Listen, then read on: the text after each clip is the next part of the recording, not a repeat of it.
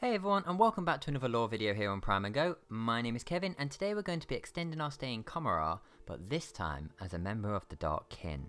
Now before I begin, I would like to say thank you to all those who have taken the time to watch, comment and like our last video related to the Dark Eldar, and it is for you that I am now going to give you an insight into life as a member of the Dark Kin. So in today's video, we're going to walk the path of the Archon and discover what one must endure to become a person of influence within the Dark City. I will also be doing a video on the homunculi, but since the two paths are quite different, I felt it's better we dedicate a video to each. It is my hope that by the end of this video you'll have a better understanding of the politics and culture within the Dark City related to the Archon, as homunculi are quite different.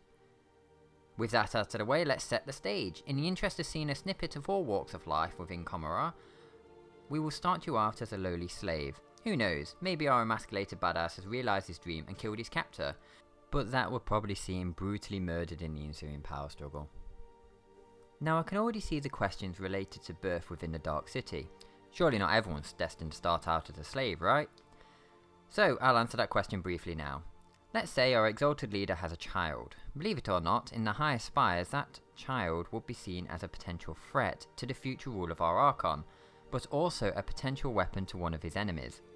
So the child and eventual adult will be kept at arm's length and given a position fitting his or her status within the Cabal.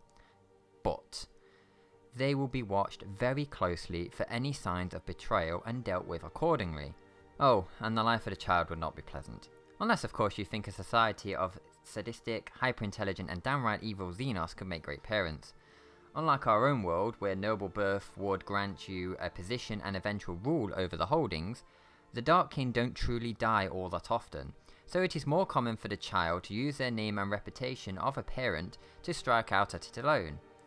But why not simply kill the child? That would be easier, right? Well, that's not going to go very well for a race if you kill off all your children now, is it? Dark Eldar love everything new. New sensations, pains, pleasures, weapons, enemies, you name it. If they haven't experienced it before, they will want to experience it now. So, having a new child, provided they haven't had a child before, the connection to that child will be a distraction, for a time. Training them, seeing them succeed, fail, and everything will energize the parent, but eventually, they will tire of them. As you can imagine, the child will start begging for attention, but these cries of affection will be a new experience, and they will begin to feed off this. Seeing the child being built up for great success, only to have their hopes and dreams smashed. The sheer amount of abuse that would await that child would make even the most hardened social worker shudder in horror. But as terrible as all this sounds, within Commorragh, it's not a place for the weak, and all this torment will teach the child how to survive within the Dark City. But enough about child abuse, let's get back to you. We will start your story out as a member of a lowly street gang within Commorragh's underbelly. As mentioned earlier, you are going to be starting out as a slave. But that does not mean you will suffer the same fate of our emasculated badass or average Joe from the earlier Real Space raid. Not all slaves are destined to receive the Dark Kin's 5-star hospitality. Some carry out tasks like production of weapons, basic repairs, sanitation and body disposal. Provided of course those killed are still recognisable as humanoid, or even anything left to dispose of. Just like as before the fall, the Dark Kin do not perform the mundane tasks. Take building weapons for example. They are mass produced by slaves, and all defective weapons are just broken down and remade, which given the delicacy of the technology involved, and the need for perfection, happens quite a bit. As you can imagine, working conditions are far from pleasant, especially with your friendly masters finding it appropriate to remove your eyes and other body parts in order to get their jollies out of you feebly trying to complete your task. Or maybe they will just fuse shards of metal into your eyelids so that blinking will slice the eyeball, forcing you to keep them shut, all the while you'll be operating extremely dangerous machinery. So what role should I give you? Well, if you are to survive all the way to the top, you will need to be pretty soulless and evil yourself, as anyone with a conscience will not go to the length required to reach the higher spires, and will most likely end up killed by their own Cabal members looking to take your place, especially since the leaders of a lowly street gang cannot afford incapable protection. But more on those later.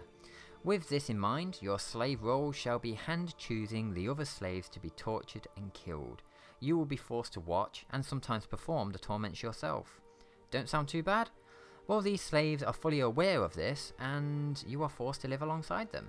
Try and imagine your fellows know you will choose their fate. Some will plead, some will attempt harm, and you will be forced to live alongside them. Interact with them on a daily basis. Now, you could offer to protect those that you care about, but you are being watched. So your leader will simply overrule your choice, choose your new girlfriend or boyfriend, and have you torture them in the most intimate way possible. As you can imagine, you will need to be just as twisted as the Darkkin to survive and thrive in this environment. Now, I feel it's worth mentioning who these victims are and where they come from. It's not like your gang is going on a real space raid every other weekend to restock. In fact, it is very likely that you don't even possess a simple raider, or the numbers to even pull off an effective real space raid, or even the influence to be taken along on one. But these victims must come from somewhere. Well, fortunately, due to the law of Commorragh, as mentioned before, the weak cannot survive. Neither can someone go at it alone. So, your master will be warring with other gangs and taking survivors as slaves. Other Eldar who have no affiliations, and anyone foolish enough to enter your territory will be captured. Even your own gang members are not safe. Those who look like they could be good sport might find themselves in a very uncomfortable situation. Now, I think it's fair to say that Commorragh is not a pleasant place to live, and the only thing that keeps it from devolving into a murder orgy is essentially paranoia. The Dark Eldar fear death above all things, and they look after their own interests first, and then the interests of their group, cabal or gang second. Their senses are hyper-tuned. They see deception and duplicity in all things, as these are the traits key to survival within the Dark City. This is why cabals and gangs exist. Safety in numbers. Your rivals will not want to suffer too many losses while attacking you, lest one of their rivals attack them in a weakened state. Those who reside in the lower tiers of Commorragh are more willing to take risks, but the same cannot be said for those of greater influence. They will use their skills honed over thousands of years to plot the downfall of their rivals, without even lifting a finger. Anyway, let's get back to you. Over time, you will begin to revel in the torment of your fellow slaves, manipulating them into believing you will protect them, only to be dragged off at a night's feast of pain and suffering. Your leader will begin to enjoy watching your work, the games you play, and the methods you use to extract the sweetest suffering from your victims. More and more, you'll be called upon to perform your art, eventually being labelled as your master's personal tormentor. With this new title will come some new standings within the gang. Your reputation will grow. Not only will you be slaughtering slaves, but also traitorous gang members, captive rivals, and anyone unfortunate enough to anger your master. However, you are not interested in being a servant forever, are you? There is one trait that you will require to live within the Dark City that I have yet to mention, and that's ambition. The drive to do anything, to achieve your goals no matter the consequences. The second you don't have the will to follow something through to the end, you'll be seen as weak and most likely killed by your own cabal, provided of course you don't have incubi protection, or someone who is more prepared to do what you cannot. Remember, in Commorragh, fear is everything. Now that you have a position close to your master, it is time to start planning your ascension. Using your newfound role, you can instill fear and the propaganda required to take control of the gang. Having those who dare question you become your next victims, and before long, the groundwork is set and it is time for the slave to become the master. You will have your loyal conspirators pulled before your master under the belief that they have been consorting with rival gangs. So, they will intend to exact their bloody vengeance in a public display. Your master, who has been enjoying your work more and more, will now experience it firsthand. In an act of betrayal, those who fought loyal would side with those accused and quickly subdue your once master. Before we take control though, it is worth mentioning that this sort of coup will be a constant threat after your ascension. In Lower Commorragh, only the strong and feared survive. With your old master giving you a position to gain influence, they have essentially handed you the reins to the gang on a silver platter.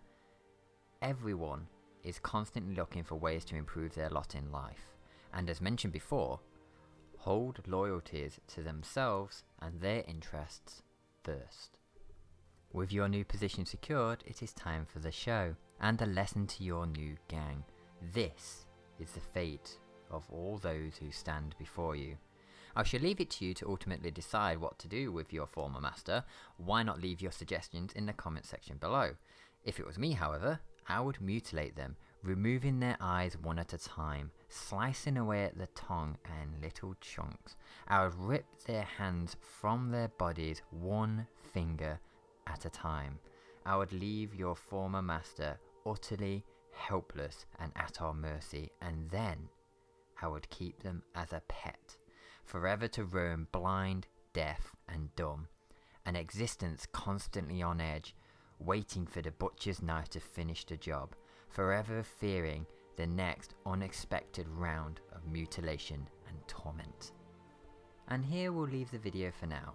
Next time we shall begin our journey into the spires of Commorragh and discover what life is really like for those of influence and the other members of the Dark Eldar, such as the Scourge, Incubi and the witch cults of the arenas.